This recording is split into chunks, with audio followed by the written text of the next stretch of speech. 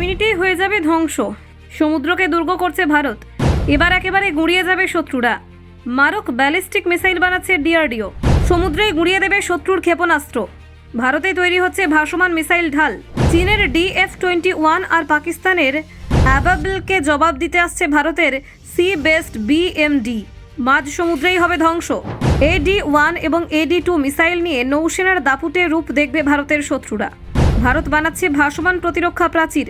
যুদ্ধ জাহাজে হয়ে উঠবে মোবাইল শিল্ড। ম্যাক 7 গতিতে হবে আঘাত। ভারতীয় BMD সিস্টেমেই থেমে যাবে শত্রুর ব্যালিস্টিক হামলা। আরব সাগর থেকে বঙ্গোপসাগর সমুদ্র জুড়ে ভারতের অ্যান্টি মিসাইল ছাতার বিস্তার হচ্ছে। সমুদ্রেই শুরু অপারেশন শিল্ড। দেখুন, ভারতের প্রতিরক্ষা ব্যবস্থায় আমূল পরিবর্তনের পথে এগোচ্ছে দেশ। আধুনিক যুদ্ধের ধরন ও শত্রুপক্ষের বাড়তে থাকা প্রযুক্তিগত সক্ষমতার কথা মাথায় রেখে ভারত এবার তৈরি করছে সমুদ্রভিত্তিক ব্যালিস্টিক মিসাইল ডিফেন্স সিস্টেম।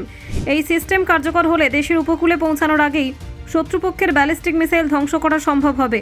পুরো ব্যবস্থাকে সামরিক বিশেষজ্ঞরা ফ্লোটিং মিসাইল শিল্ড বলে অভিহিত করেছেন, যা ভবিষ্যতে ভারতের প্রতিরক্ষা প্রাচীরকে আরও কঠিন ও অটুট করে তুলবে। সম্প্রতি চীন তাদের DF-21 ক্যারিয়ার কিলার ক্ষেপণাস্ত্র মোতায়েন বাড়িয়েছে।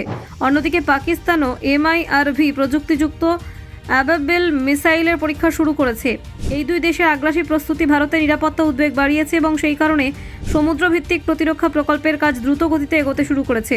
বাড়তি হুমকি মোকাবিলায় আরও শক্তিশালী নজরদারি, দ্রুত প্রতিক্রিয়া এবং উচ্চ প্রযুক্তি অস্ত্রের প্রয়োজন। এই চিন্তা থেকে ভারতের নতুন পদক্ষেপ। DRDO এবং ভারতীয় নৌবাহিনীর যৌথ প্রচেষ্টায় তৈরি হচ্ছে AD-1 এবং AD-2 এই দুই ইন্টারসেপ্টর মিসাইল।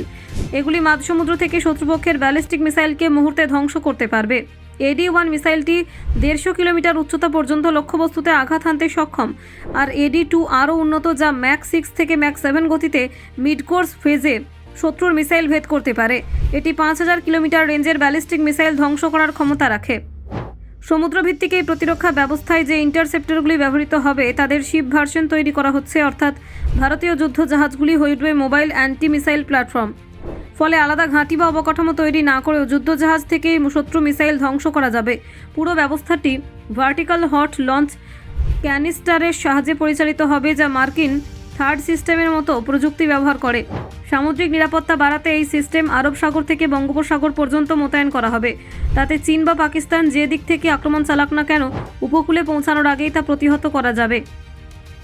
সমুদ্রের যে কোনো অবস্থান থেকে দ্রুত প্রতিক্রিয়া জানাতে সক্ষম হবে ভারতীয় নৌবাহিনী, যা ভারতের প্রতিরক্ষা ব্যবস্থাকে আরও বহুগুণ শক্তিশালী করবে।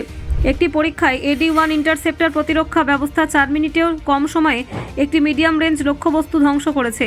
এই পরীক্ষায় স্থলভিত্তিক এবং সমুদ্রভিত্তিক রাডারের ফিড ব্যবহার করে পুরো মিশন সম্পন্ন হয়। এদিকে দেখা হচ্ছে সমুদ্রভিত্তিক মিসাইল ডিফেন্স সিস্টেমের পূর্ণাঙ্গ বাস্তবায়নের আগে গুরুত্বপূর্ণ রিহার্সাল। ব্যুরো রিপোর্ট, অজানার দেশে।